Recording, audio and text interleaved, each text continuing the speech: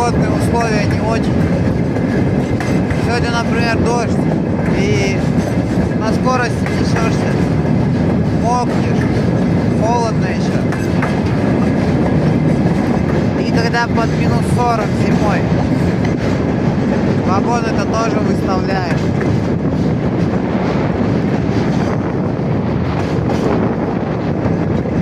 Поэтому самое неприятное — это когда вот навстречу ветру летишь. Ладно, летом ничего, жарко, а вот зимой и в такую погоду это не очень хорошо. Кто составителем работает, знает, да и вообще на улице когда так.